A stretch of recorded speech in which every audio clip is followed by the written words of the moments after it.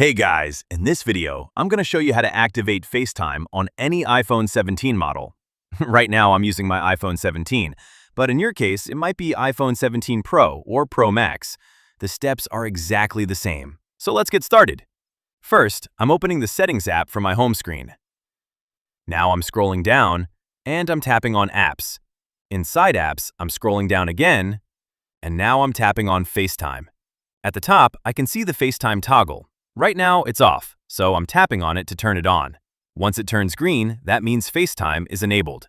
Now, if you see a sign-in option, I'm signing in with my Apple account. So I'm entering my Apple ID and password. This step is required to activate FaceTime properly. After signing in, I'm checking this section. You can be reached by FaceTime at... Here, I make sure my phone number is selected. If you want, you can also select your email address. This allows people to call you on FaceTime using your number or email. Now FaceTime is activated. To make a call, I'm opening the FaceTime app. I tap on New FaceTime, select a contact, and I can start a video or audio call. You can also go to the Contacts app and tap the FaceTime button to call someone.